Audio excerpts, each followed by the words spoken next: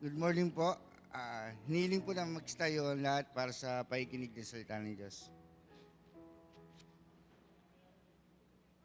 Basahin po natin yung awit 59 verses 1 to 8. Ganito po ang sinasabi. Sa aking kaaway, iligtas mo ako, o aking Diyos, ingatan mo ako kapag sila'y lumusob. Sa masamang tao, ako'y iligtas, at sa pumatay, agawin mo ako sa iyo at iyong ingatan. Sila'y nag-aabang pagmasdan mo yung taong mabagsik. Nagtipot ang layon ako ay iligpit. Ang dahilan nito. At dahil sa ako ay may pagkakamali o may pagkukulang na ako ang sanhi, o Diyos, masdan mo sila at nagdudumali. Tulungan mo ako, Yahweh, makapangyarihan Diyos, ikaw ang nagmasid, o Diyos ng Israel. Ikaw ay gumising at ang mga bansa ay iyong parusahan. Iyaong mga taksil, huwag mong kahabagan. Pagdating ng gabi, sila'y nagbalik sa loob ng lungsod. Asong kumakahol ang nakakatulad habang naglilibot. Dinggin ang salita, parang mga tabak ang dila ng bibig. Ngunit nagtatanong sa amin ay sino ang naikinig.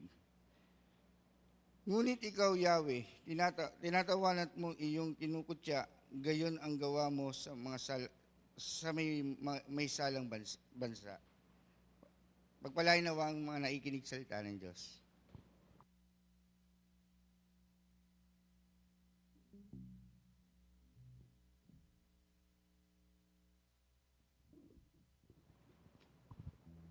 Good morning once again, Marikina Brethren Christian Church.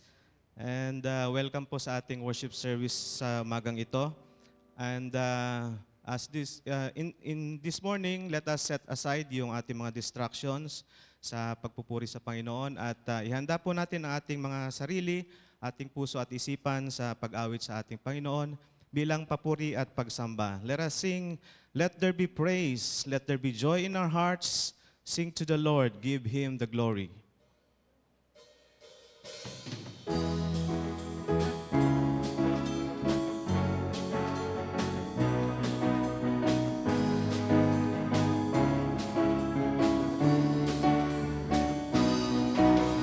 Let there be praise, let there be joy in our heart.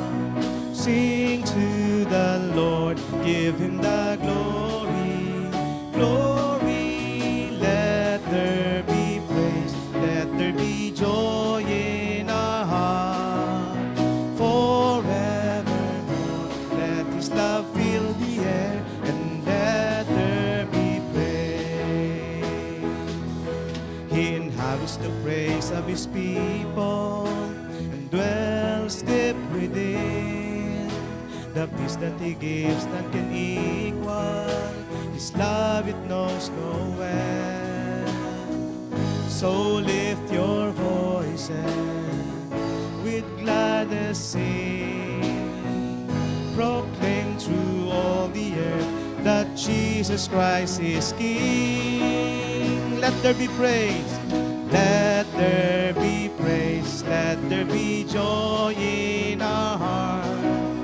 Sing to the Lord, give Him the glory, glory. Let there be praise, let there be joy in our heart.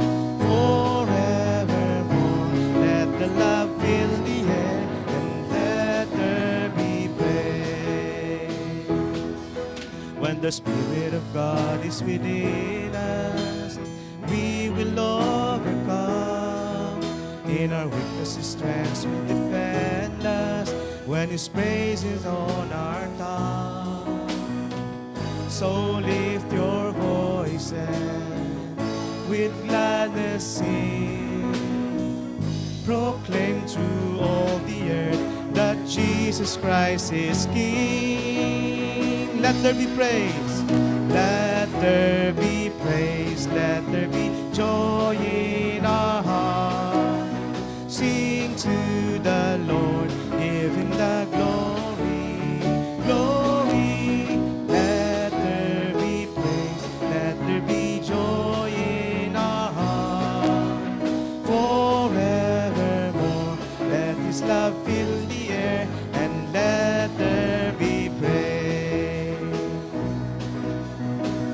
How good it is to give thanks unto the Lord. How good it is to give thanks unto our God.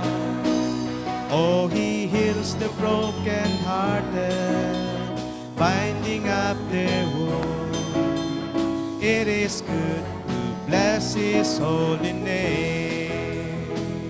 I'm gonna bless His name.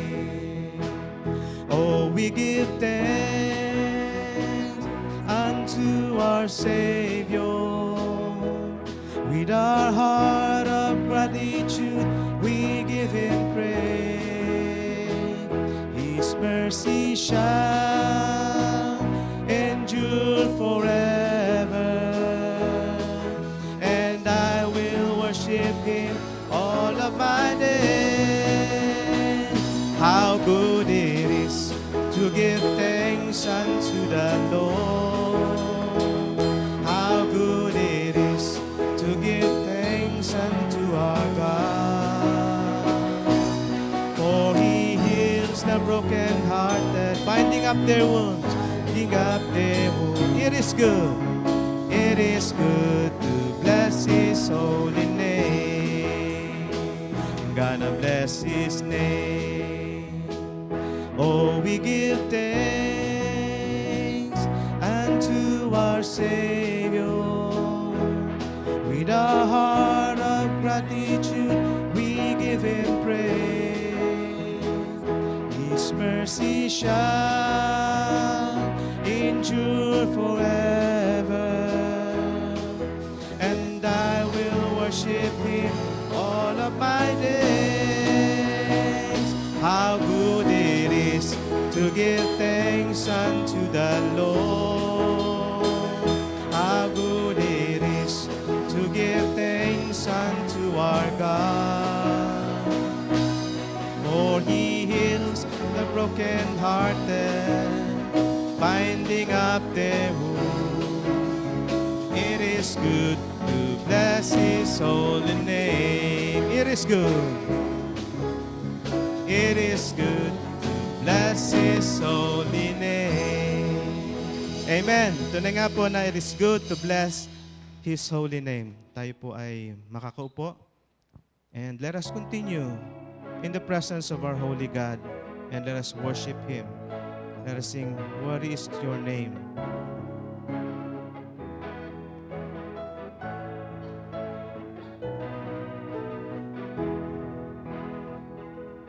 It was my cross you bore, so I could live in the freedom you died for.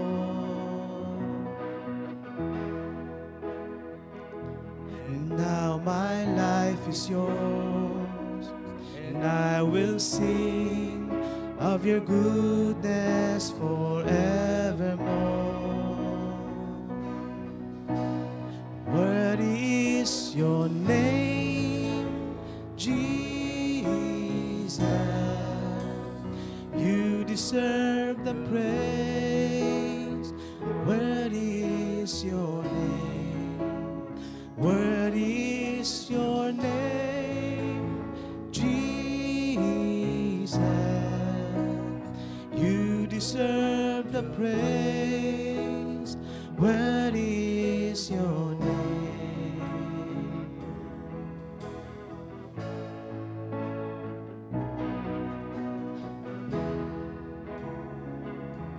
And now my shame is gone, and I'm amazed in your love undeniable.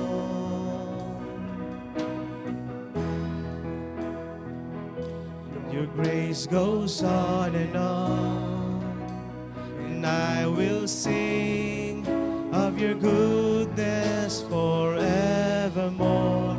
Worthy is your name, Jesus. Worthy with the praise. Worthy is your name. Worthy is your name, Jesus. You deserve the praise. Worthy is your name. Worthy is your name, Jesus. You deserve the praise. Worthy is your name. Yes, Jesus, worthy is your name. Let us exalt His holy name. His name is above the earth, above the heavens. Glory and honor, praise unto His name.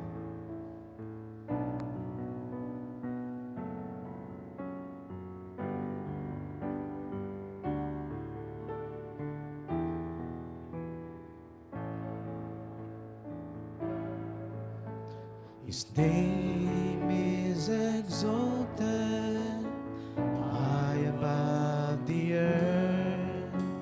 His name is high above the heaven. His name is exalted high above the earth. Give glory and honor and praise unto His name. No other name but the name of Jesus. No other name but the name of the Lord. No other name but the name of Jesus is worthy of glory and worthy of honor and worthy of power and of praise. Sing this once again. His name is exalted. His name is exalted high above the earth. His name is high above the heaven. His name is exalted high above the earth. Give glory and honor and praise unto His name. Tayo po ay magsitayo. Awitin po natin. No other name but the name of Jesus. Of Jesus. No other name but the name of the Lord. No other name but the name of Jesus is worthy of glory and worthy of honor and worthy of power and of praise. No other name but the name of Jesus. No other name but the name of the Lord. No other name but the name of Jesus is worthy of glory and worthy of honor and worthy of power and all praise. Amen. He is worthy of glory, He is worthy of honor, He is worthy of power and of all praise. Amen.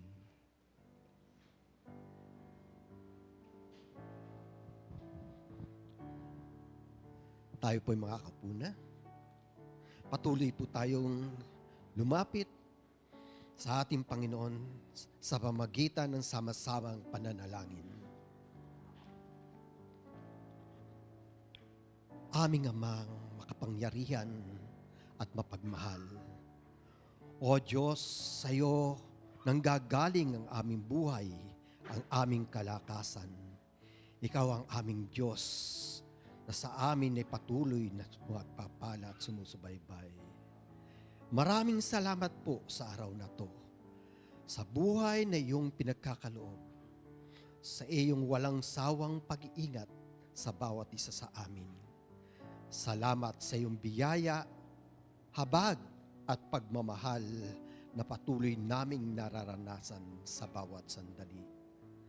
Salamat po sa araw na to na kami ay muling nagkasama-sama upang magbigay ng papurit pasasalamat sa iyo. Panginoon, lumalapit kami sa iyo na may mapagpakumbabang puso. Patawarin mo po kami sa aming mga kasalanan. Sa mga pagkakataong kami ay nagkulang sa pag-ibig, pananampalataya at pagsanod sa iyong kalooban. Linisin mo ang aming puso at tulungan mo kaming mamuhay ng naaayon sa iyong salita. Dalangin namin ang aming simbahan, Panginoon.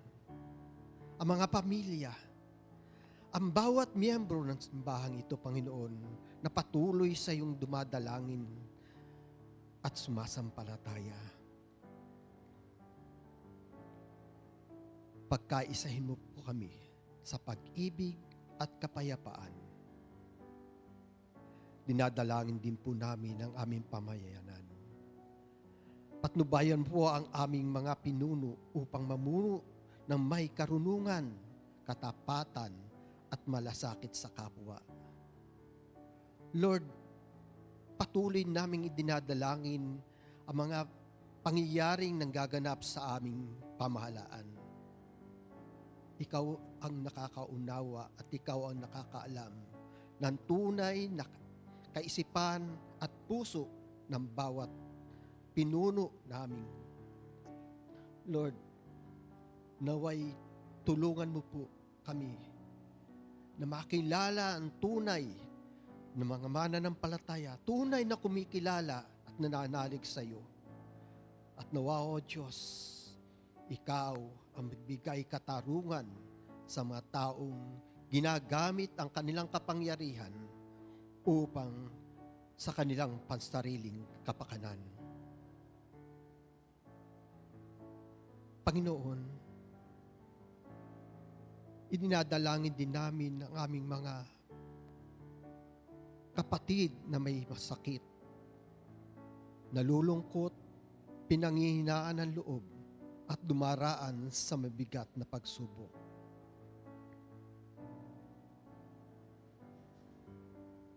Lord, ikaw nawa ang magbigay sa kanila ng kalakasan, ng lubos na pananampalataya na ikaw lamang ang kanilang dapat lapitan, Panginoon, sa kanilang dinaranas na mga pagsubok. Nilalapit namin, Panginoon,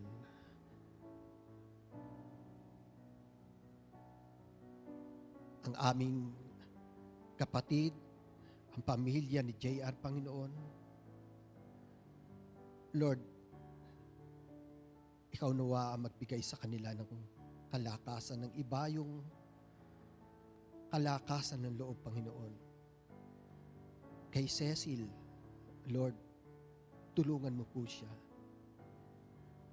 Inilalapit po namin ang aming kapatid na ito sa iyo.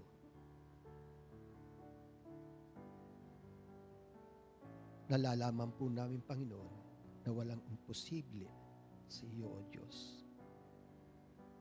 Tulungan mo po siya, Panginoon, na makarecover sa kanyang karamdaman. Hanggang din, Panginoon, ang kanyang mga kamahal sa buhay, kanyang mga anak, ang kanyang asawa. Nalalaman po namin kung ano ang kanilang pinagdaraanan. O Lord, narito po sila. Patuloy na sa iyo ay nananalig. Gabayan mo po ang pamilyang ito. Yakapin mo sila ng iyong kagalingan, lakas at pag-asa.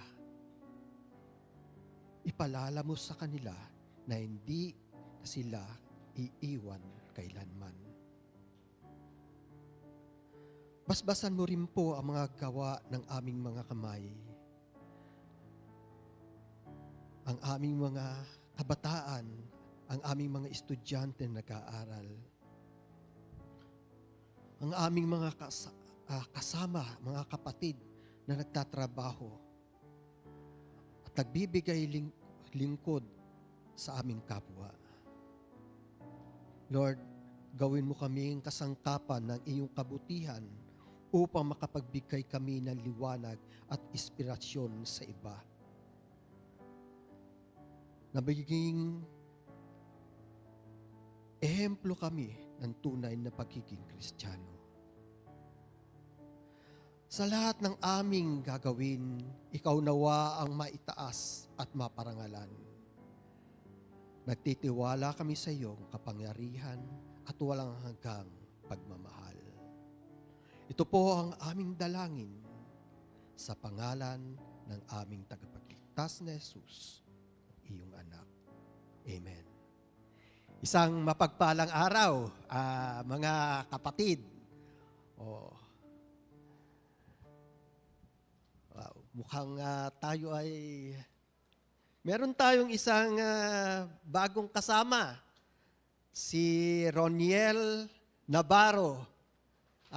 Pwede po ba ikaw ay tumayo, kapatid na Roniel, at ng mama? Yan.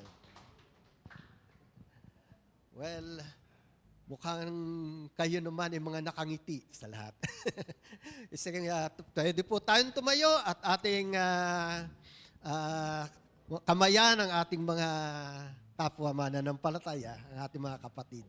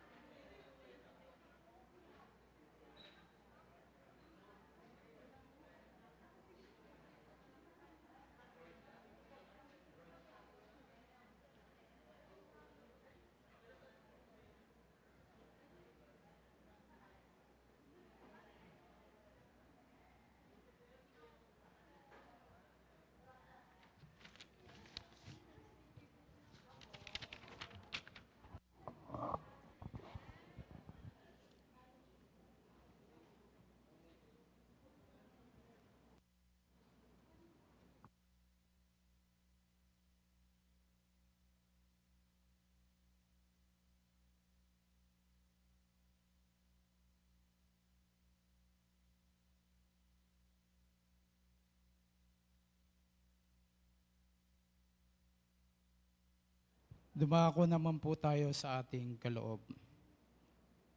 Sa Lucas 6:38, ito po ang sinasabi, magbigay kayo at kayo'y bibigyan. Takal na mabuti, siniksik, niliglig, at umaapaw ang ibinibigay nila sa inyong kandungan. Sapagkat sa panukat na iyong ginagamit, ay siya rin ipapanukat sa iyo. Magbigay kayo at kayo bibigyan. Hindi po sinabi ni Jesus na kumuha ka muna kayo bago magbigay. Ang prinsipyo po ng kaharian ng Diyos ay kabaligtaran po sa pag-iisip ng mundo. Sa mundo, mag-ipon muna, siguraduhin muna ang sarili sa tumulong. Pero sa Diyos, matutong magtiwala, matutong magbahagi, matutong maging bukas palad. Ang tunay na pagbibigay ay tanda ng nagtitiwala ka sa Diyos bilang provider mo. Hindi pera ang Diyos, hindi ka rin alipin ng takot o kasakaman. Sa takal na mabuti, siniksik, niliglig, at umaapaw. Ito ay larawan ng sinaunang palengke. Kapag bumili noon ng butil, tinatakal ng mabuti, tamang sukat, sinisiksik, pinupuno ng mabuti, nililiglig, inuuga para mawala ang hangin at mas dumami pa ang kasya sa lalagyan. Umaapaw, sobra pa sa ating inaasahan. Ibig sabihin ng Diyos ay hindi maramot, magbalik kapag ang puso ng tao ay bukas sa pagbibigay. Ang Diyos ay kayang magbigay ng higit, sagana, lampas sa sapat. Ngunit tandaan natin, hindi ito simpleng paraan ng pagbibigay. Hindi ibig sabihin, nagbibigay ka ng 100, babalik agad dito ng 1,000. Mas malalim dito ang prinsipyo. Ang Diyos ang bahala sa anumang uri ng ating pagpapala. Kapayapaan, pabor, opportunities, provision, relationship, spiritual growth, at minsan, material na pagpapala. Sa iyong kandungan, noong panahon ni Jesus, ang mga tao ay may maluwag na tela sa kanilang mga kasuotan na parang supot kung saan dito nilalagay ang mga butil. Ang mga pagpapalang ng Diyos ay hindi patak lang, kundi buhos, hindi kulang, hindi tira-tira, at hindi kapos. Sa panukat ng inyong ginagamit ay siya ring ipapanukat sa inyo. Ito ang pinakamabigat na bahagi ng verse, ang paraan ng pagtrato mo sa iba. Kabutihan, awa, generosity, pagpapatawad, pagtulong ay may epekto rin sa paraan ng pagdaloy ng biyaya sa buhay mo. Kung makitid ang puso mo, madamot ka, mapanghusga, wala kang awa sa iba, nagiging makitid din ang panukat na ginagamit mo. Pero kung mapagbigay, mahabagin, bukas palad, mapagpatawad ka, lumalawak din ang daluyan ng biyaya sa iyo. Hindi dahil binibili ang blessing ng Diyos, kundi dahil sa pusong malayang magbigay, ay may pusong handang pagkatiwalaan ng Diyos. Ang pagbibigay ay hindi pagkawala, kundi pagtatanim. Ang madamot ay takot mawalan. Ang pagbibigay ay naniniwalang may Diyos na magbibigay muli. Kaya ang tunay na issue dito ay pagtitiwala. Sino ang pagtitiwalaan natin? Ang sarili mo, ang pera mo, ang trabaho mo, o ang iyong Diyos? Pakisuyo lang po sa mga deacon, mga offering.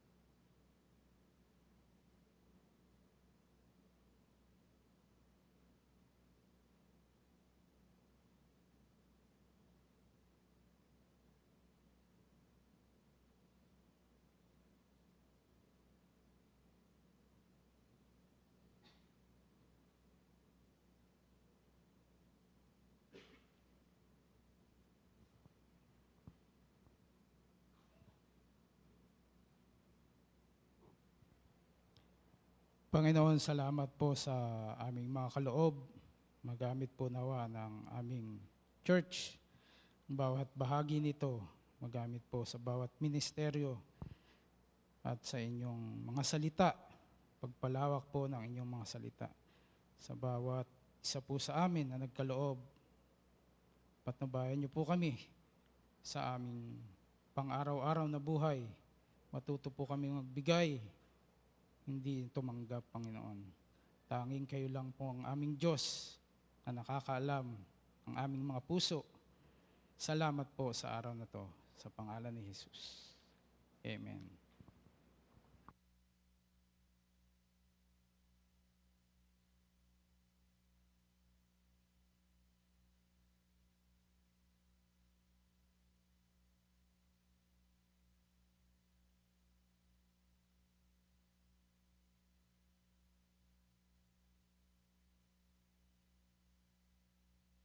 Isang mapagpalang umaga po sa inyong lahat. Lagay ko ng tanda.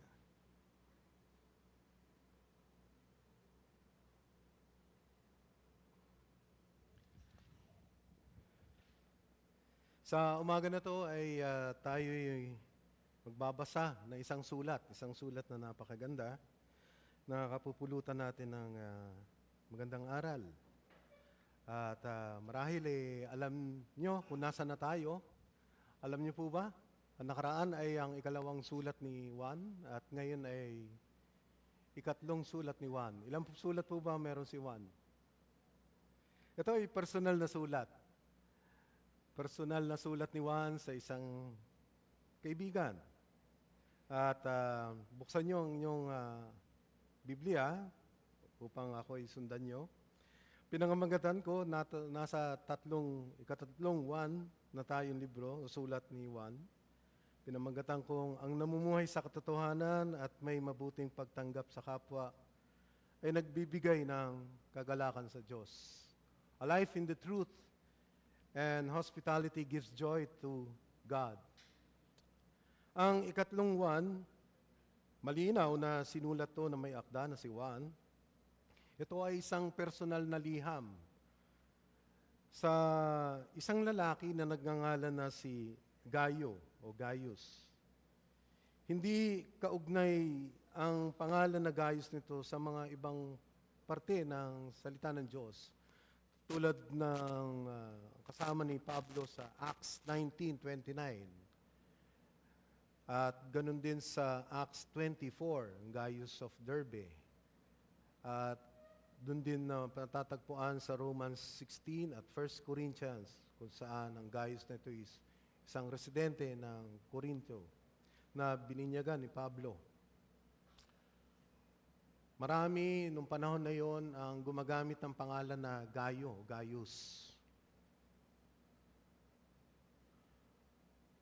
Karaniwan ng pangalan na ito at ang liham na ito ay, ang sabi ng mga dalubhasa ay malamang naisulat mga 90 AD. May nagsasabi na ito ay naisulat malamang sa Patmos o sa Ephesus. Dito, mababasa natin na inilalarawan ni Juan ang kanyang sarili bilang isang elder o matanda na nagpapahayag hindi lamang ng kanyang katandaan na rin, physically, kundi ang kanyang pagiging testigo sa ministeryo ng ating Panginoong Hesus. Kaya naiintindihan natin ang posisyon ni Juan bilang with authority. Ang tatanggap ng liham ay isang taong nagngangalang Gayo, Gaius. Siya ay mahal na kaibigan ni Juan. Hindi natin alam kung si Gayo ay pinuno ng isa sa mga simbahan sa Asia Minor, ngunit ang ating alam ay nagsisilbi siya sa mga simbahan sa ilalim ng tinatawag na John's Spiritual Oversight o pinangangalagaan o inaalagaan ni Juan. Kaya buksan niyo ang inyong mga Biblia at samahan niyo akong basahin ang ikatlong Juan na sulat mula sa matandang pinuno ng iglesia para kay Gayo na lubos kong minamahal. Mahal kong kaibigan, Dinadalangin kong ikaw sana'y nasa mabuting kalagayan at malusog ang katawan, tulad ng iyong buhay spiritual. Tuwan-tuwa ako nang dumating ang ilang kapatid at ibalitang ikaw ay tapat sa katotohanan at talagang namumuhay ayon dito. Wala nang higit na makakapagpaligaya sa akin, kundi ang marinig ang balitang namumuhay ayon sa katotohanan ang aking mga anak. Mahal kong kaibigan, tapat ang iyong paglilingkod sa mga kapatid, kahit sa mga hindi mo kilala. May mga nagbalita sa iglesia rito tungkol sa iyong pag-ibig. Sana'y tulungan mo sila sa kanilang paglalakbay, gaya ng nararapat gawin sa mga lingkod ng Diyos. Sapagkat naglalakbay sila sa pangalan ni Kristo at hindi tumatanggap ng anumang tulong mula sa mga hindi sumasampalataya sa Diyos. Dahil dapat natin silang tulungan upang tayo'y makabahagi sa kanilang gawain para sa katotohanan. Sumulat ako sa iglesia, subalit hindi kami kinilala ni Diotrephes. Ang hangad niya ay siya ang kilalaning pinuno. Kaya't pagpunta ko diyan, uungkatin ko ang lahat ng ginawa niya at ang mga kasinungalingang sinabi niya laban sa amin. At hindi pa siya nasiyahan doon. Ayaw niyang tanggapin ang mga kapatid na dumarating at hinahadlangan pa niya at pinapalaya sa iglesia ang mga nais tumanggap sa mga iyon. Minamahal ko, huwag mong tularan ang masama.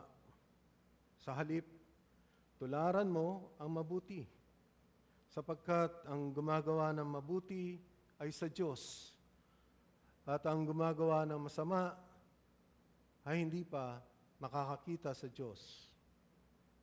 Mabuti ang sinasabi ng lahat tungkol kay Demetrio. At iyan din ang patotoo ng katotohanan tungkol sa kanya.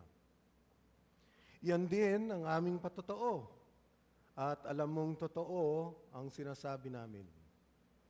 Marami pa sana akong sasabihin sa iyo, ngunit ayoko nang gumamit ng panulat at tinta. Naasahan kong magkikita tayo at makakapag-usap sa lalong madaling panahon.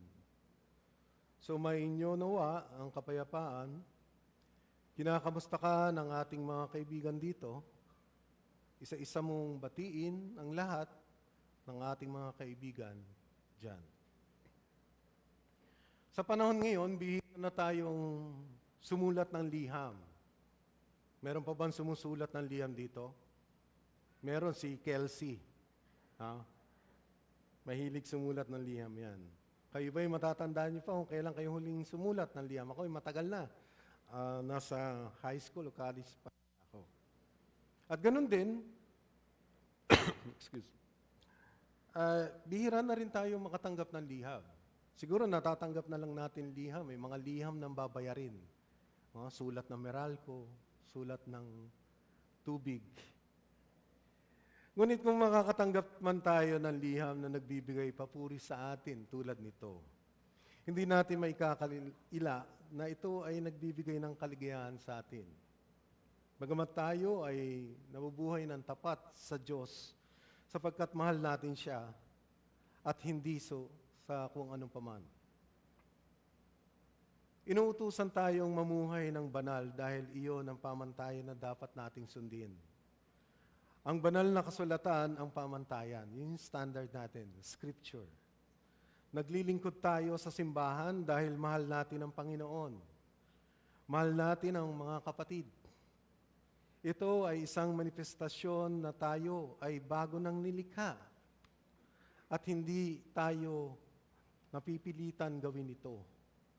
At oo, kapag nakatatanggap tayo ng tapat na komendasyon mula sa ating mga kapatid sa pananampalataya, ito ay nagpapasigla sa ating kaluluwa.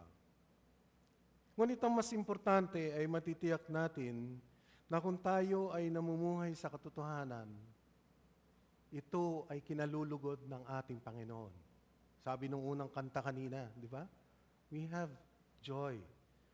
Sabi ni James, chapter 1, verse 25, ang taong nagsasaliksik at nagpapatuloy sa pagsunod sa kautosang ganap na nagpapalaya sa tao, ang pagpapalain ng Diyos sa lahat ng kanyang gawain.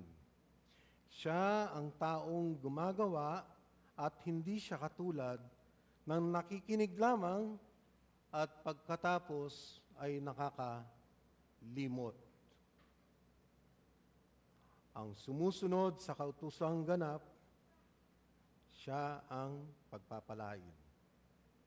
Kaya naman makakatiyak tayo na pagpapalain ng Diyos kung patuloy tayong namumuhay ayon sa Kanyang salita. Maaring hindi perpekto, ngunit ang ating puso ay dapat patuloy nananabik gawin to. Nagnanais, we should always strive to live a life according to God's Word, to the Scripture. Tayo bilang tinubos ni Kristo mula sa kaparusahan ng ating kasalanan, ay inaasahang mamuhay sa paraang binago na tayo ng Espiritu ng Diyos at ng Kanyang salita.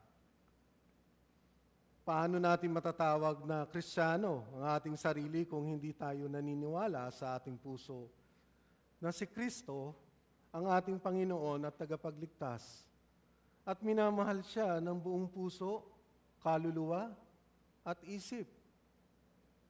Ngunit dahil sa biyaya ng Diyos, tayo ay nailigtas at hindi sa ating mga gawa, kaya walang sino man ang maaaring magyabang. Wala nang mas makapagpakumbaba sa pagkakaalam na minahal tayo ng Diyos nung tayo ay makasalanan pa. At binigay niya si Jesucristo na nagpasan ng kabayaran ng ating mga kasalanan upang sino mang sumampalataya sa Kanya ay maliligtas. Kaya naman ang buhay na nasa katotohanan ng Diyos o isang banal na buhay, iyan ang dapat nating tanging tugon. That is the only response that we should do. Buhay na banal, buhay na nasa katotohanan ng Diyos, tanging tugon bilang isang tunay na Kristiyano. Ito ay produkto ng ating buhay o tunay na buhay, palagian at paglakad kasama ang Diyos. Ito ang inaasahang resulta ng isang tunay na pananampalataya kay Kristo. Nililinlang lang natin ang ating mga sarili kung tinatawag nating Kristiyano tayo, ngunit patuloy nating binabaliwala ang katotohanan ng salita ng Diyos sa ating mga buhay. Yun lamang ang yun lang ang inaasahan na response natin sa kaligtasan na binigay sa atin ng ating Panginoon. Matatanong natin, ano nga ba ang buhay na nasa katotohanan? Madalas nababasa natin yan. Sabi ni Juan, I love in the truth. Ano nga ba ang buhay na nasa katotohanan? That means loving in the truth, walking in the truth, living in the truth. Maaari nating ilarawan ang katotohanan bilang ang pagbubunyag ng kung ano ang nakatago. Naalala nyo, kapag nakakapanood kayo, at siguro makakapanood tayo sa mga darating na araw, pag sa korte, ang sinasabi nung mga manunumpa o magiging witness, sila'y pasusumpain, di ba? Ang sabi doon ay, do you swear to tell the truth and nothing but the truth? Ano may ibig sabihin nun? Ibig sabihin nun, ang hindi nalalaman o ang nakatago ay ilalahad. Sasabihin na ang katotohanan. Sapagkat sinusubukan sa ating pamumuhay, sinusubukan ng mundo na ito na itago ang katotohanan. Anong katotohanan? ang katotohanan ng kadakilaan ng Diyos. Kaya naman, ang mga nagpapahayag ng katotohanan ng kadakilaan ng Diyos at namumuhay sa kanyang liwanag ng kanyang salita, ay nagbibigay ng tunay na kagalakan sa Diyos. Madalas ay kapag may nakakausap ako, na lalo na kung meron silang agam-agam sa mga bagay, ang tanong ko, nalalaman niyo po ba ang katotohanan ng buhay? Ano ba ang talagang dapat nating malaman tungkol sa ating buhay? Sapagkat ang mundo na to ay pilit na tinatago ang katotohanan na dapat nalunan ng buhay ng isang Kristiyano. Ang impluwensya ng mundo na to ay sinasabi na dapat ganito ang buhay natin, dapat ganito ang buhay natin. Dapat sa material na bagay tayo nakatuon, sa kagustuhan mo at hindi sa kagustuhan ng Diyos. Yan ang sinasabi ng mundo na to na taliwas sa katotohanan ng salita ng Diyos. Ngunit tayo ay, kung namumuhay tayo sa katotohanan ng salita ng Diyos, makakaasa tayo, makakatiyak tayo na nagbibigay tayo ng kaligayahan sa ating Panginoon. Ang Diyos ang siyang dakilang katotohanan. At kanyang pinahayag ang katotohanan o pinahayag kanyang sarili sa dalawang kaparaanan, di po ba? Ang una ay sa natural o sa pangkahalatang paghahayag, ang kanyang mga nilikha, ang kanyang creation. Ano ba nakikita natin sa mga nilikha ng Panginoon? Nakikita natin ang kanyang kapangyarihan doon, ang kanyang kadakilaan, ang kanyang kalwalatian, ang kanyang katapatan, at marami pang ibang katangian. At ang pangalawang pagkakahayag ng katotohanan ng ating Panginoon ay sa espesyal na pagpahayag, ang kanyang banal na kasulatan. Kung saan, ano ba nakikita natin doon? Nakikita natin ang pag-ibig ng Diyos, ang kanyang katarungan, ang kanyang awa, ang kanyang biyaya, ang kanyang puot, ang kanyang pagtitiis, at marami pa maaari tayong mabanggit. Kaya ang pamumuhay sa katotohanan ay ang pagsasabuhay na ayon sa salita ng Diyos, na pilit na kinakalaban at tinatago na makamundong kaisipan. Kaya bilang nasa katotohanan, ipinamumuhay natin ang salita ng Diyos at ito ay iyong masigasig na pinapamahagi sa iba. Hindi yan mananatili lang sa iyong pamumuhay sapagkat naiintindihan mo ang kahalagahan ng salita ng Diyos at pinapamuhay mo. Ngunit ito rin ay inaasahan na iyong ipapamahagi sa ibang hindi pa nakakaalam at hindi pa nakakilala sa ating Panginoon. Ang tunay na pagpapalitan ng pag-ibig, ang pagmamahal na tinatawag natin sa ating totoong pagmamahal, yung agape, ay maaari lamang maranasan sa isang kapaligiran ng katotohanan ng Diyos. At ito ay nagbubunga ng kagalakan. True love can only be experienced reciprocally in an atmosphere of truth. Anong ibig ko sabihin? Kung tayo ay nagkakaroon ng pagdadama ng pag-ibig sa isa't isa, sapagkat ang ating pamantayan ay ang katotohanan ng Diyos. Kung ang ating pinadadamang pag-ibig ay hindi naayon sa katotohanan ng salita ng Diyos, hindi ito katotohanan ng pag-ibig.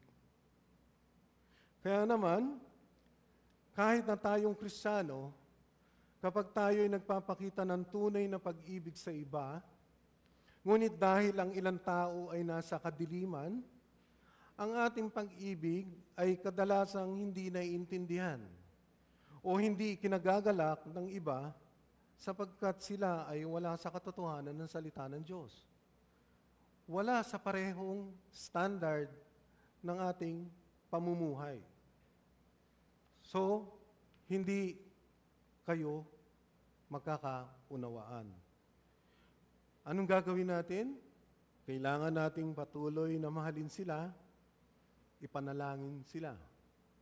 Halimbawa, Hindi nauunawaan ng wala sa katotohanan ng salita ng Diyos na kapag tayo nagpapairal ng disiplina na naayon sa salita ng Diyos, ay ito ay isang pagpapahayag ng pagmamahal, hindi po ba? Halimbawa na lang natin sa ating mga anak. Hindi nila naiintindihan na yung mga sinasabi o yung pinagbabawal, sapagkat ang iyong pinagbabatayan ay kung ano ang nasa salita ng Diyos. At sila ay umaalma at hindi sumasang-ayon. Hindi nila nauunawaan na bilang isang Kristiyano, ang iyong moral conscience sa harap ng Diyos ay higit sa lahat na dapat o ang iyong inuuna. Ang iyong priority ay kung ano ang sinasabi at ang pamantayan ng Diyos. Kaya tuloy nagkakaroon ng disengagement. Hindi nagkakaroon ng pag-uunawaan. Kaya naman kung titingnan natin ngayon ang ating buhay bilang mga mananampalataya, masasabi ba natin ang ating buhay ngayon ay nagbibigay ng kagalakan sa ating Panginoon? If I'm going to ask you, do you think your life now is giving joy sa ating Panginoon? Kanina lang kinanta natin, dapat meron tayong kaligayahan. At dapat ang tugon natin dito ay oo. Hindi man perpekto, pero dahil naniniwala ako, ninanais nyo na lumakad at sumunod sa salita ng Diyos, sigurado ko, yun ay nagbibigay ng kaligayahan sa Panginoon, sapagkat nakikita niya, ninanais mong lumakad tayo. At kung sumasagi sa isip nyo na baka siguro hindi maligaya ang Panginoon, hindi po pagmamayabang yon. Inaasahan po sa atin yon bilang mga kaluluwang tinubos ng ating Panginoong Hesukristo. Kaya naman, tingnan natin ang mga kadahilanan kung bakit ang buhay natin ay magbibigay ng kagalakan sa ating Panginoon. Una, ang mga namumuhay sa katotohanan at may mabuting pagtanggap sa kapwa ay nagbibigay ng kagalakan sa ating Diyos sapagkat nagbibigay saya at pagmamahal din siya sa mga nasa katotohanan din. Verse 3 and 4. Ang mga namumuhay sa katotohanan ng banal na kasulatan ay hindi lamang niluluwalhati ang Diyos, kundi tinatamasa ang buhay na iyon sa Diyos at nagbibigay ng kagalakan sa pamilya ng Diyos. If you are walking or trying to walk continuously sa salita ng Diyos, then dapat merong kaligayahan sa inyong puso. Yun yung resulta nun. There's always joy. Mahirap man ang kapanahunan ngayon, o may mga pagsubok man kayo, but the reality, if you're living a life of trust and following God's Word, dapat masaya ka dun. Dapat meron. Kaya naniniwala ako sa pagsasama-sama ng mga nanampalataya tayo dito tuwing linggo. Hindi nyo ba napapansin meron tayong degree of expectation? Ano yun? Di ba't hinahanap natin ang nawawala? Bakit? Bakit merong ganong reaction?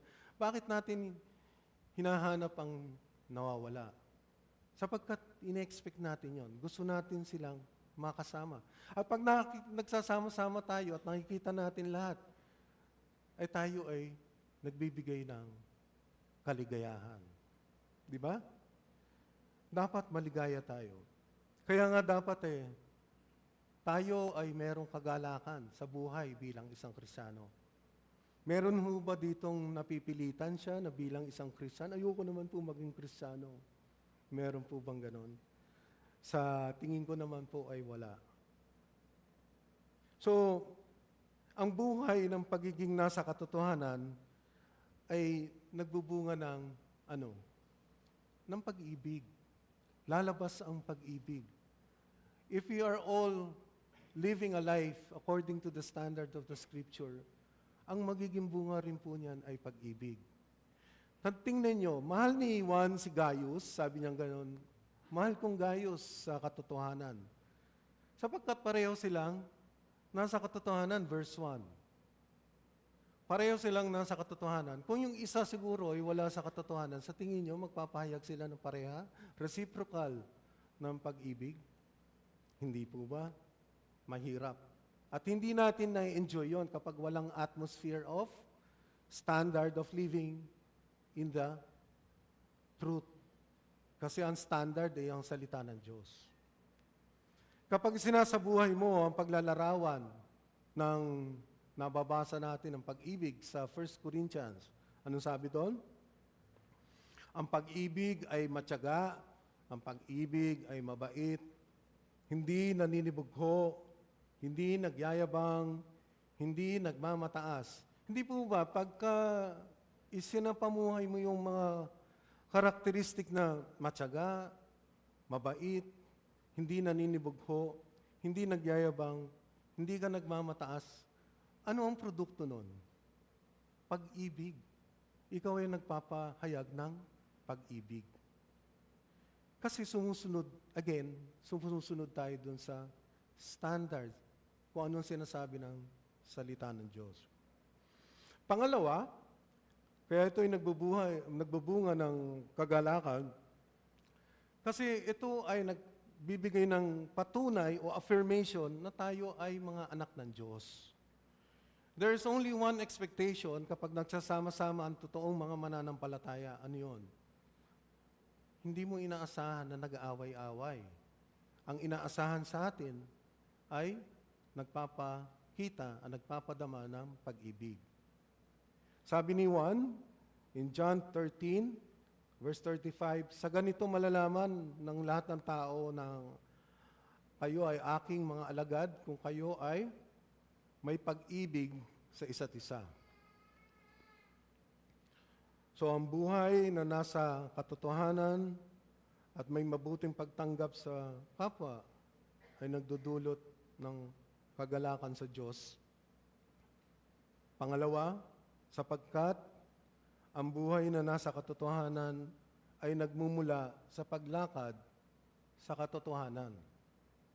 Hindi natin masasabi na nabubuhay tayo sa katotohanan kung hindi tayo lumalakad sa katotohanan. Paano ba tayo lumalakad sa katotohanan? Paano ba natin nasasabi na tayo lumalakad sa katotohanan? Paano ba natin nilalakad ang isang lakad ng isang Kristiyano?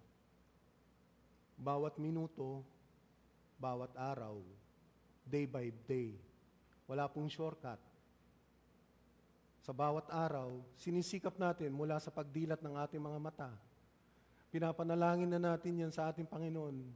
Matulungan mo akong lumakad na naayon sa iyong salita. Day by day. At kung natapos mo, paminsan, hindi perfecto, medyo may konting pagkakasala, pagdating sa gabi, hinihingi mo ng kapatawaran, pero sa huli, ikaw ay nagagalak sapagkat pinagpala ka ng Panginoon sa araw na yun. Muli, panibagong araw. Tingnan natin ang lumang lakad. No? Sabi ni Pablo sa Efeso, chapter 4, verse 17. Sa pangalan ng Panginoon, binabalaan ko kayo, huwag na kayong mamuhay tulad ng mga hindi sumasampalataya. Walang kabuluhan ang kanilang iniisip at wala silang pangunawa. Dahil sa kanilang kamangmangan at katigasan ng ulo, wala silang bahagi sa buhay na kaloob ng Diyos. Ito ang iyong lumang lakad. Ano yon? Hindi ka sumasampalataya sa ating Panginoon Jesucristo. Wala pong pinanganak dito na Kristiyano na. Meron pagbigay alam niyo po sa akin. Ang sabi ni Pablo, walang kabuluhan ng kanilang isip at wala silang pangunawa. Yan ang ating lumang paglakad. At kung titingnan natin, ako, ganyan ako dati. Ngunit tayo ay nasa bagong paglakad na. Efeso 4, verse 1, kaya't ako, na isang bilanggo, dahil sa Panginoon, ay nakikiusap sa inyo, na mamuhay kayo gaya ng nararapat sa mga tinawag ng Diyos. Una, tandaan natin na tayo tinawag ng Diyos. Naniniwala ba tayo na tinawag tayo ng Diyos? Kailangan. Kayo, maging mapagkumbaba, mahinahon at matyaga. Magparaya kayo dahil sa inyong pagmamahal sa isa't isa. Sikapin ninyong mapanatili ang pagkakaisang mula sa Espiritu sa pamamagitan ng kapayapaang nagbubuklod sa inyo. So tayo, sa ating bagong paglakad, alalahanin natin na tinawag tayo ng Diyos. Sa Efeso 5, Ephesians 5, verse 1, yamang kayo'y mga anak na minamahal ng Diyos, tularan niyo siya. Mamuhay kayo ng may pagmamahal tulad ni Kristo. Dahil sa kanyang pagmamahal sa atin, iniaalay niya ang kanyang buhay bilang mabangong alay at handog sa Diyos. Mamuhay tayo ng may pagmamahal tulad ng pagmamahal ni Kristo. Muli sa Ephesians 5, verse 8, dati kayo'y nasa kadiliman, ngunit ngayo'y nasa kaliwanagan na. Sapagkat kayo'y nasa Panginoon, mamuhay kayo ngayon ng nararapat sa mga taong nasa liwanag. Alam, one particular na distinguish us all as Christians, kailangan po natin na di-distinguish kung kailan tayo nandun sa kadiliman at kung kailan tayo nasa liwanag na. Kung hindi natin ma-distinguish yan, kung kailan tayo lumalakad na sa Panginoon at kung kailan, sa tingin ko merong malaking problema sa ating pagkakaunawa. Kung hindi natin ma-distinguish kung kailan tayo nagkaroon ng encounter sa ating Panginoon. Kung ang tingin natin, simulat sa pool naman, mabait ako. Ulit, sasabihin ko na wala pong pinanganak na Kristiyano. So for each one of us, maski papano, maybe not specific, hindi specific yung date, hindi specific yung time o kung kailan, pero masasabi mo sa sarili mo, dati nasa kadiliman ako kasi ganito. Ganito ang aking pamumuhay. Iniwanan ko na yan. Ngayon, ito na ang aking pamumuhay. Nasa liwanag na ako ng Panginoon, ang kanyang salita. At kung hindi mo rin naman ma-distinguish, ang nakakatakot doon, baka ikaw ay nasa kadiliman pa. At ikaw ay wala sa liwanag ng salita ng Diyos. You are only deceived. Na ang tingin mo ikaw ay Kristiyano, pero ang katotohanan, hindi naman. Kaya tuloy, pagka nagkakaroon ng mga pag-uusap, hindi tayo magkasundo sapagkat ang standard o pamantayan natin ay hindi natin naaalala o hindi natin nakikita ang katotohanan ng salita ng Diyos.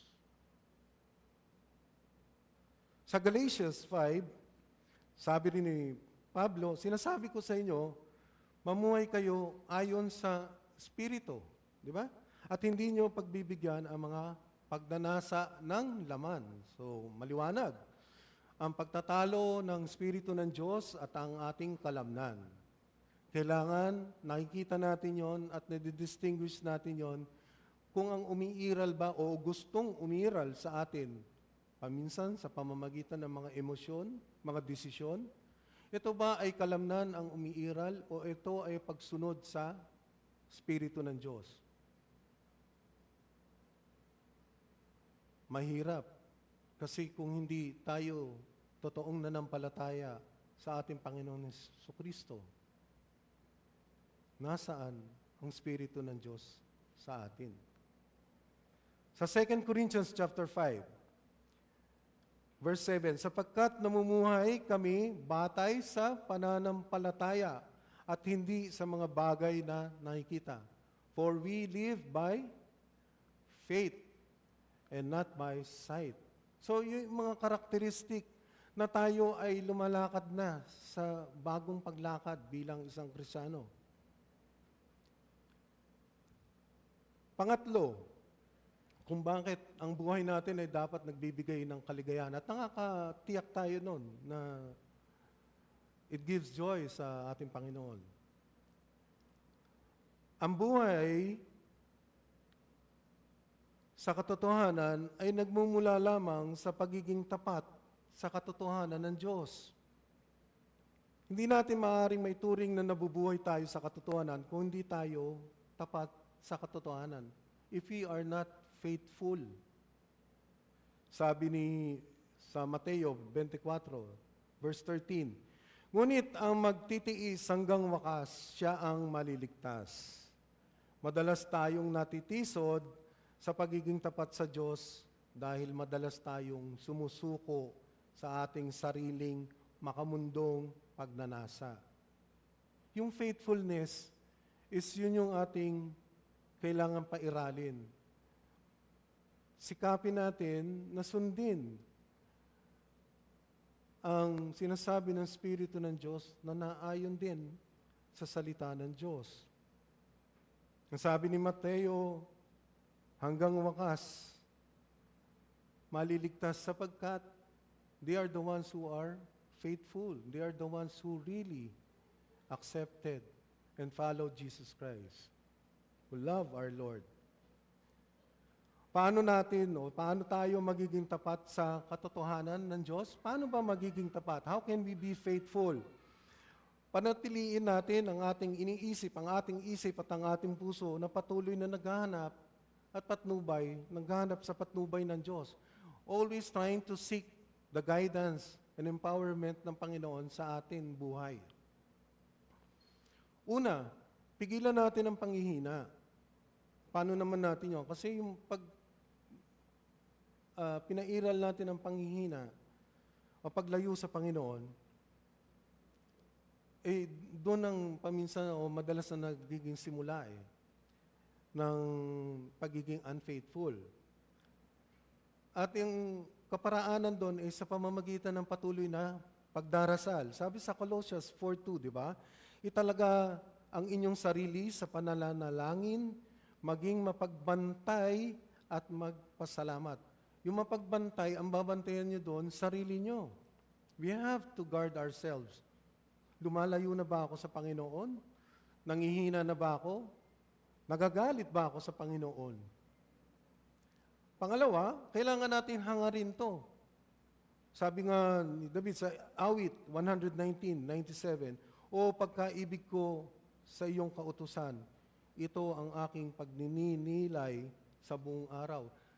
We should strive for knowing the standard ng Panginoon, ang kanyang salita, and strive for, o pilitin natin makasunod doon sa kanyang salita. Sapagkat nandun ang Espiritu na Diyos na tumutulong sa atin.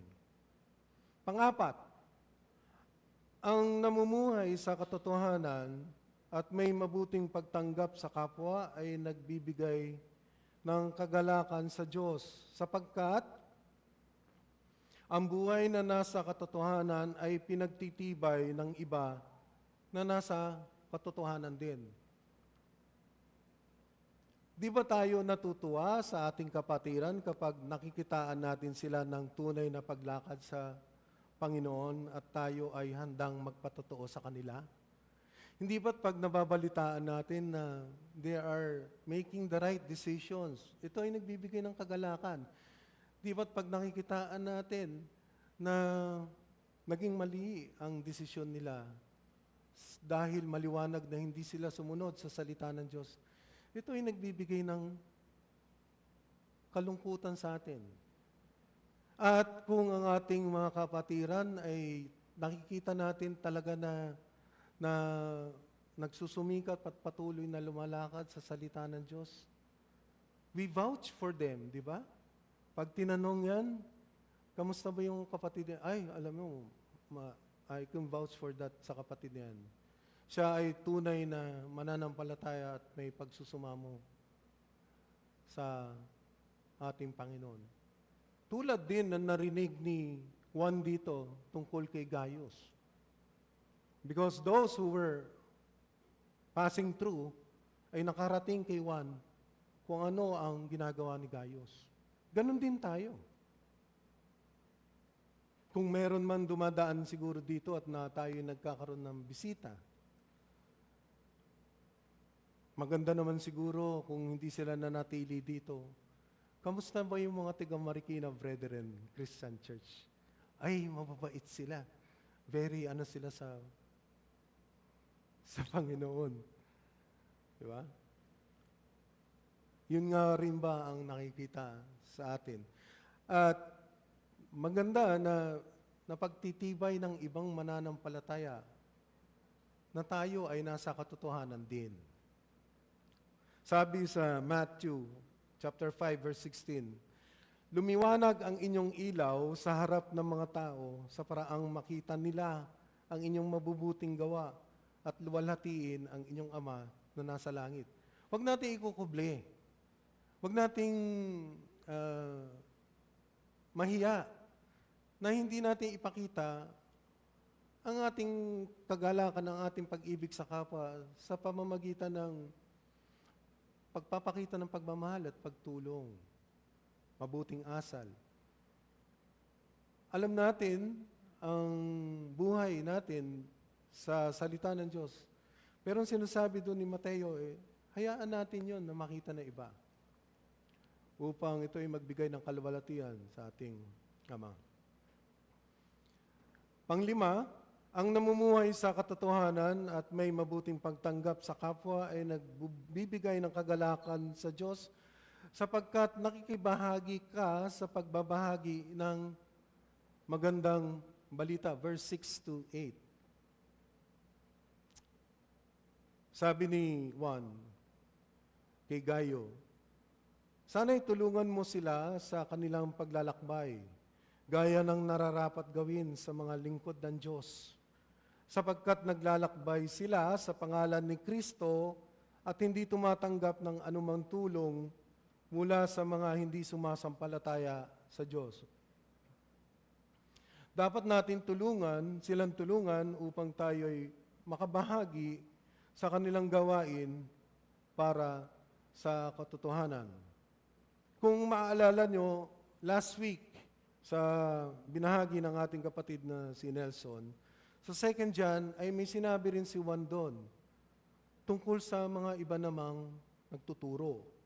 Ang sabi niya doon in verse 9, ang hindi nananatili sa turo ni Kristo, kundi nagdaragdag dito ay wala sa Kanya ang Diyos. Sino mang nananatili sa turo ni Kristo ay nasa Kanya ang Ama at ang Anak. Sino man dumating sa inyo na ibang turo ang dala, ay huwag ninyong tanggapin sa inyong bahay, ni huwag ninyong batiin, sapagkat ang bumabati sa Kanya ay nagiging kaisa niya sa masamang gawain. So here, ang sinasabi ni Juan is the distinction kung sino ang ating tutulungan at kung sino ang ating tatanggapin. In verse 7, ang sabi, sapagkat naglalakbay sila sa pangalan ni Kristo, anong ibig sabihin niyon? Dalisay ang kanilang motibo, kaya dapat natin silang tulungan. Pure ang kanilang motive. Ang kanilang hangarin ay talagang ipalaganap ang salita ng ating Panginoon. Second, in verse 7 also, hindi sila tumatanggap na anuman tulong mula sa mga hindi sumasampalataya sa Diyos. Ibig sabihin, sa kanilang ministeryo, hindi nila hinahangad na magpayaman o hindi nila hinahangad ang salapi. Otherwise, tinanggap na sana nila ang mga tulong na hindi sa kapwa mananampalataya. So I guess that also gives us an instruction bilang isang iglesia kung kanino tayo tatanggap ng tulong. Hindi po ba? And of course, yung ating duties din na makibahagi sa ministeryo ng mga talagang nagbabahagi ng salita ng Diyos. Sabi nga sa Hebreo 13, Patuloy kayong magmahalan bilang magkakapatid kay Kristo. Palaging maging bukas ang inyong mga tahanan para sa mga taga-ibang bayan. May ilang tao noon na nakapagpatuloy na ng anghel dingid sa kanilang kalamanan. So even now, lalo na sa kapwa mananampalataya, maging bukas ang ating tahanan. In 1 Peter chapter 4, verse 9, buksan ninyo para sa isa't isa ang inyong mga tahanan at gawin ninyo ito nang hindi mabigat sa loob. So, when there's a opportunity or necessity na ang mga kapatiran ay dadalaw o pupunta sa ating tahanan, huwag natin itong pagkait. O kung bubuksan natin, huwag mabigat ang loob natin. Kung madaling araw na silang kumakatok, maging nakangiti pa rin tayo na tanggapin sila. In Romans 12, verse 9, maging tunay ang inyong pagmamahalan, kasuklaman ninyo ang masama at pagkaibigin ang mabuti. Tumulong kayo sa pangangailangan ng mga kapatid at patuloyin ninyo ang mga taga-ibang lugar. Again, yung sinasabing ibang lugar doon, ang dala-dala kasi nilang katuruan ay parehas din. No? If they are bringing a different doctrine or different teaching, huwag mong patuloyin. Okay? Kung may kumakatok o may nag-aanyaya sa inyo na ibang tinuturo. Kaya it's so important at napaka-importante na alam mo yung standard. Alam natin yung salita ng Panginoon para alam natin kung ang dala-dala nila o ang tinuturo nila ay iba. Panganim, ang namumuhay sa katotohanan at may mabuting pagtanggap sa kapwa ay nagbibigay ng kagalakan sa Diyos sapagkat ang buhay sa katotohanan ay tutularan kung ano ang mabuti at hindi ang masama. Yun siyempre ang ating tutularan. Ano ba ang sinabi dito? Ang nagpakita ng kasamaan, si Diotrephes. Hindi nakikita niya ang Diyos. Nag-aangkin siya, he is professing, sinasabi niya, kasi leaders is a church. Di ba? But he is not possessing. At marami rin ganun. Professing they are Christians, but they are not possessing a Christian life. Hindi lang pinapamuhay kung ano ang dapat pamumuhay na isang Kristiyano. Kaya naman sinabi ni Juan, in verse 10, kaya't pagpunta ko dyan, uungkatin ko ang lahat ng ginawa niya at ang mga kasinungalingan sinabi niya laban sa amin. At hindi pa siya nasiyahan doon, ayaw niyang tanggapin ang mga kapatid na dumarating at hinahadlang pa niya at pinapalayas sa iglesia ang mga nais tumanggap sa mga iyon. If you see the context, yung si Diotrephes is a leader doon sa church. Pero hindi niya ginagawa kung ano dapat niyang ginagawa. Hinahadlangan pa niya.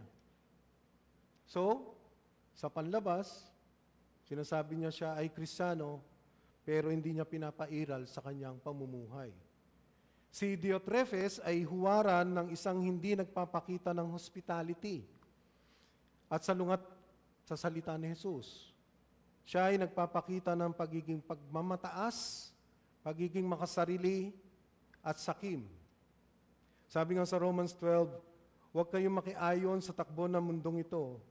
Sa halip, hayaan ninyong baguhin ng Diyos ang inyong pag-iisip upang maunawaan ninyo ang kanyang kalooban. Sa gayon, magagawa ninyo kung ano ang mabuti, kalugod-lugod at ganap ng kalooban ng Diyos sa pamamagitan lamang ng pagbabago ng ating isip.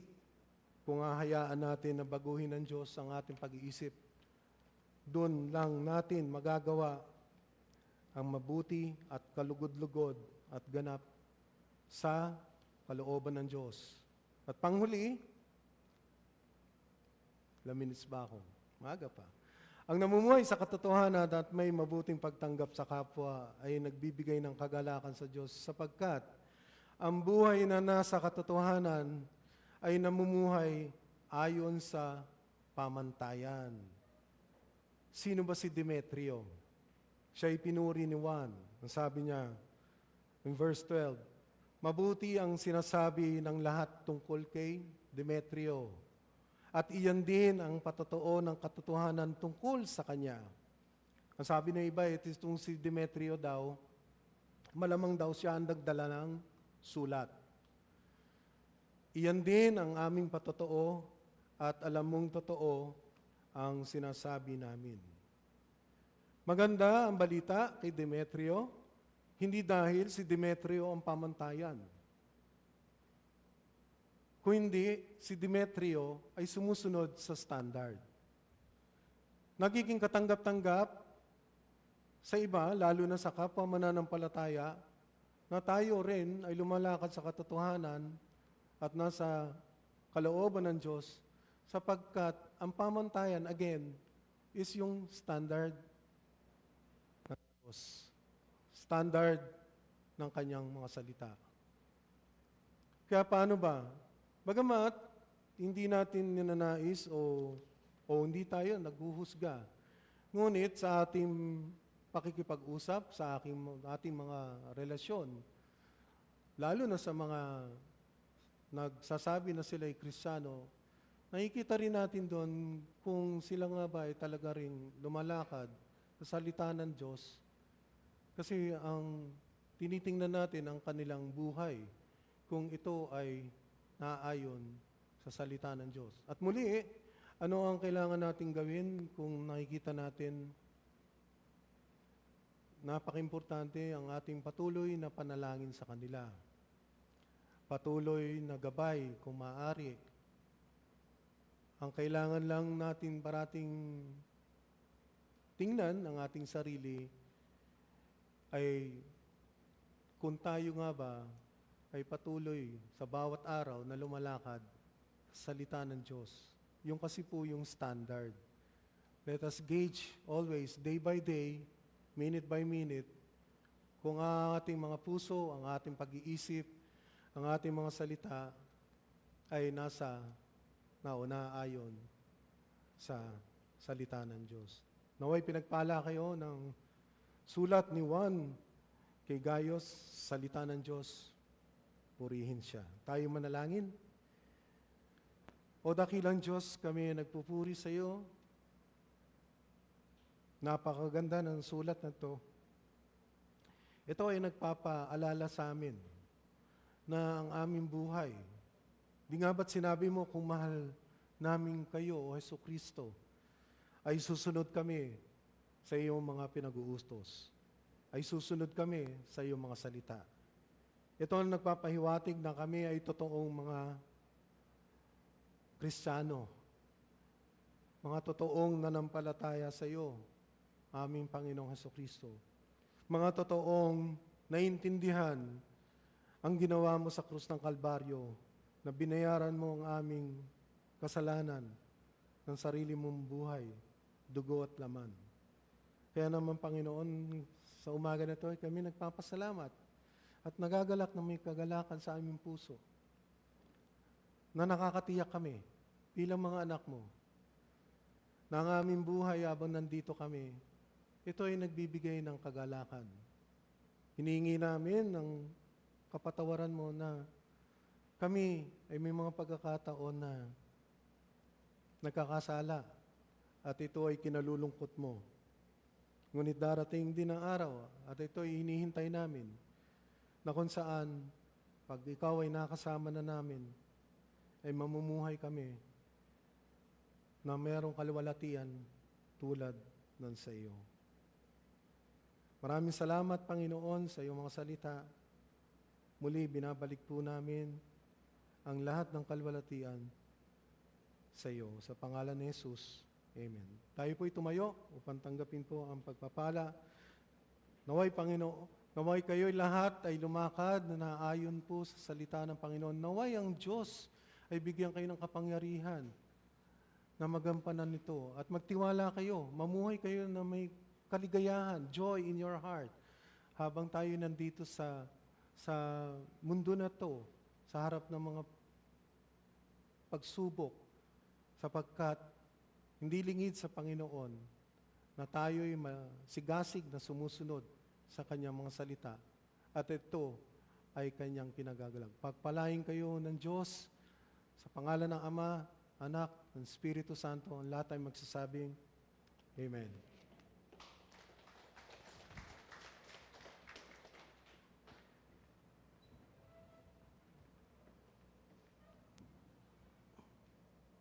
Amen. Praise God for His wonderful word.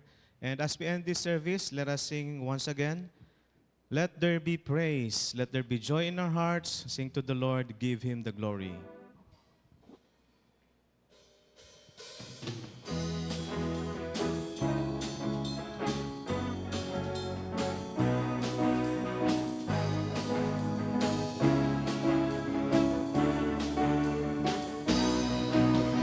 Let there be praise, let there be joy in our heart.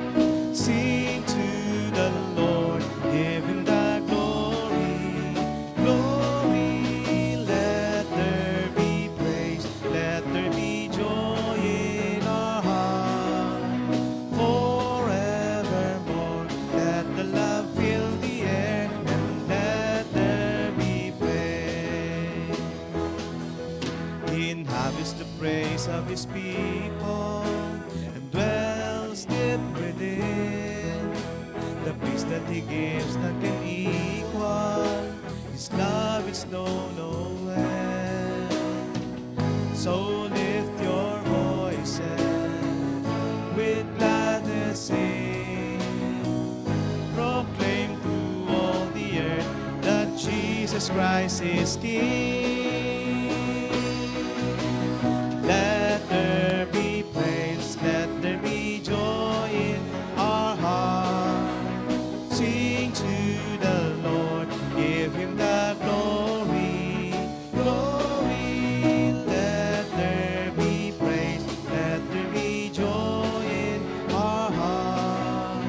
Forevermore, let the love fill the air, and let there be praise. When the Spirit of God is within us, we will overcome. In our weakness, His strength will defend us. When His praise is on our tongue, so lift your voices with gladness sing.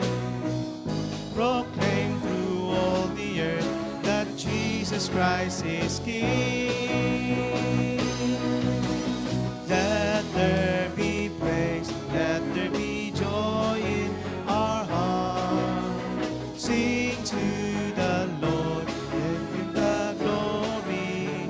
Glory, let there be praise, let there be joy in our heart. Forevermore, let the love fill the air, and let there be praise, and let there be praise, and let there be praise. Amen. Tayo pa ay makakaupo muna. And for our regular announcement, ay ito po, lagi po nating pinapaalala sa bawat isa. Ang ating pong Sunday worship ay nag-start ng 9 to 11 a.m. At ngayon po ay maaga pa, 10:40. So 10 to 11:30 Sunday school. At sa baba po yan. And then 10 a.m. to 11:30 ay growth group po natin. So we invite everyone na sumama sa mga growth groups natin. At wag muna po kayong umalis. At mahalaga po yung ating fellowship sa bawat GG natin. Dito po tayo nakakapagpalakasan at nakakapag-share ng ating mga problema. And doon sa mga leaders po, we encourage everyone na ating mga members na umattend sa ating growth groups. And every Wednesday po, 5 to 7, prayer meeting po natin. At yung iba pong hindi makaka-attend, pwede po kayong mag-send sa amin ng prayer request para po mapanalangin natin sa ating prayer meeting.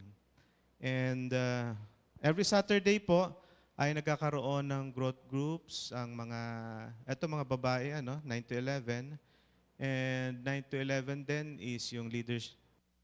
At ano po ito? 2 to 4. Ayan. Yung men's leaders training. So, baka nagkamali lang. And then yung growth group po, 9 to 11 ba?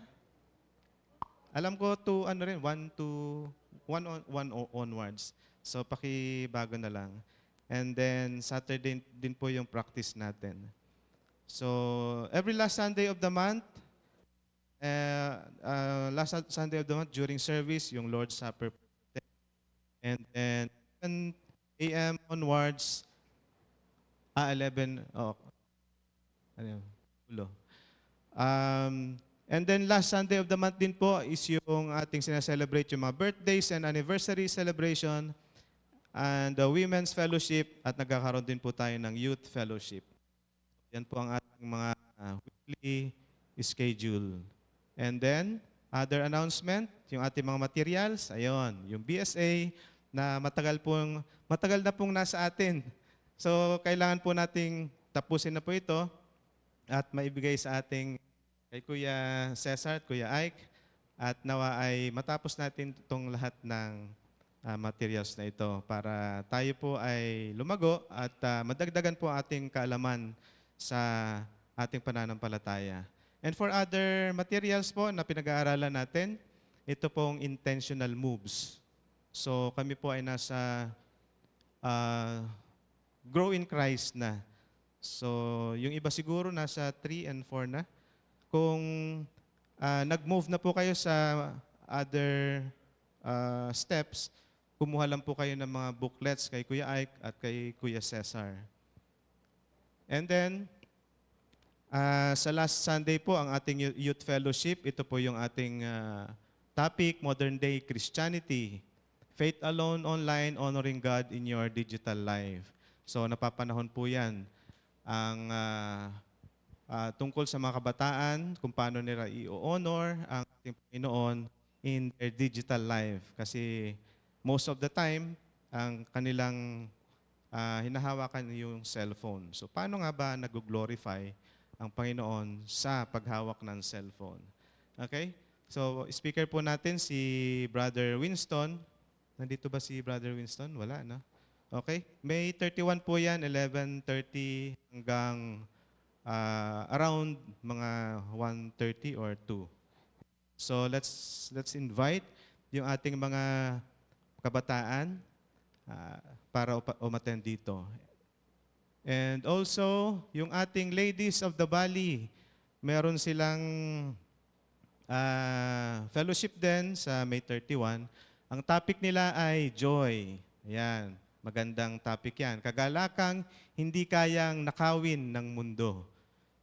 So Nehemiah 8:10b, ang kanilang key verse. Huwag kayong malungkot sapagkat ang kagalakan na nagmumula sa Panginoon ang nagbibigay sa inyo ng kalakasan. Ayan, napapanahon kasi marami yatang nalulungkot dito mga kababaihan. Tama ba? So attend po kayo dyan. Maganda yan. Speaker si Ate Jazz at Ate Divine. Wow, okay. So mag-speak na si Ate Divine. 12:30 hanggang 2 p.m. After ng lunch fellowship po yan. So, meron pa po? Yan, wala na po. Dako po tayo sa ating mga kanya-kanyang growth group and God bless po sa inyong lahat. See you po sa next Sunday.